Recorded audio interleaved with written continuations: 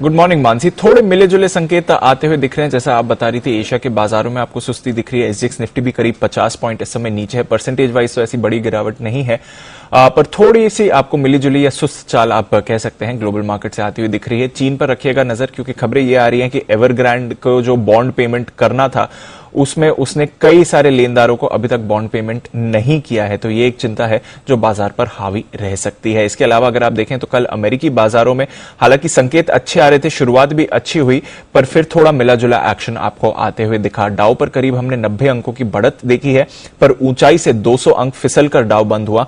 वहीं जब भारतीय बाजार बंद हो रहे थे तो नैस्डैक फ्यूचर्स करीब 1% ऊपर दिख रहे थे। उसके सामने हमने देखा कि नैस्डैक 1/4% नीचे बंद हुआ है। लगातार चौथे दिन वहां पर गिरावट आपको आती हुई दिखी है। बॉन्ड यील्ड में कुछ इतना बड़ी मूव नहीं आई थी। 1.50-1.51% के आसपास ही ये ट्रेड कर रही है।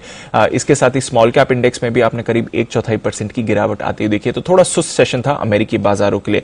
इकोनॉमी से जुड़े स्टॉक्स और कंज्यूमर स्टॉक्स, यहां से बाजार को सहारा मिला, इसलिए आपने देखा कि डाउ में खरीदारी होती हुई दिखी। S&P 500 भी पॉजिटिव था, पर उसके सामने आईटी में सुस्त चाल बनती हुई दिखी।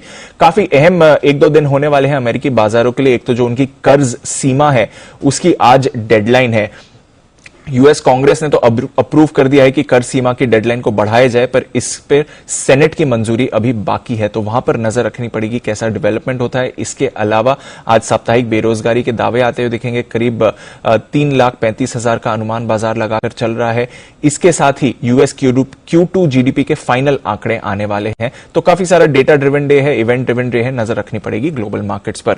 यूरोप में हमने अच्छी तेजी देखी है, करीब 1% ऊपर यूरोप के बाजार थे। वहीं कच्चे तेल में हमने हल्का सा दबाव कल देखा था। 78.50 के ऊपर ब्रेंट स्टेबल बनते हुए दिख रहा है। हालांकि अमेरिकी भंडार जो है वो अनुमान से ज्यादा बढ़कर आए हैं, तो यहां पर भी आज कच्चे तेल पर आप रखें नजर। इसके अलावा डॉलर इंडेक्स यहां पर रखिए नजर, लगातार मजबूती दिखा रहा है और अब 1 साल की ऊंचाई पर डॉलर इंडेक्स ट्रेड करते हुए दिख रहा है। और इसी की वजह से हमने सोने पर भी लगातार दूसरे दिन दबाव देखा है। संकेत और जो कमजोर शुरुआत के संकेत आपको एसजीएक्स निफ्टी से आते हुए दिख रहे हैं, तो अगर 50-60 पॉइंट से ज्यादा कमजोरी के साथ निफ्टी खुलता है तो वहीं पर आपके लिए खरीदारी के मौके बन जाएंगे।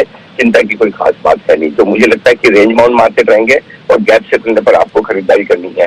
बढ़िया जगह जो खरीदारी करने के लिए है वो है 17,575 से 17,625। अगर इस रेंज में निफ्टी मिलता है तो भी लीजिए, अगर 50-75 पॉइंट नीचे खुलता है तब भी खरीदारी कीजिए।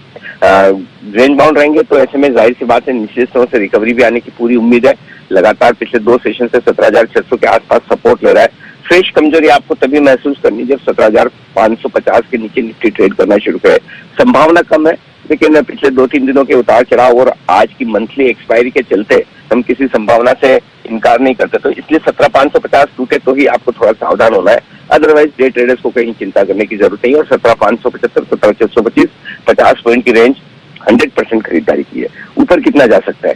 17,775, 17,850, 75 पॉइंट की रेंज, ये कंजेशन जोन है। इस रेंज में प्रॉफिट बुकिंग आती हुई दिखेगी। इस रेंज को पार करके टिके तो ही आपको फ्रेश खरीदारी और बढ़िया शॉर्ट कवरिंग आते हुए नजर आएगी, जिसकी संभावना भी थोड़ी कम नजर आती है। और स्पेशली अगर गैप से नीचे खुल गए तो फिर इस रेंज को पार करना मुश्किल होगा। इस रेंज पर आने पर मुनाफा वसूली जरूर करें। अब आइए बैंक निफ्टी। कल थोड़ा सा कमजोर रहा बैंक निफ्टी। 2-3 दिनों तक अच्छी मजबूती दिखाने के बाद सपोर्ट रेंज 37,400, 37,500 की रेंज में है, वहां पर फोकस कीजिए। इस रेंज पे आने पर आपको खरीदारी करने का मौका ढूंढना है।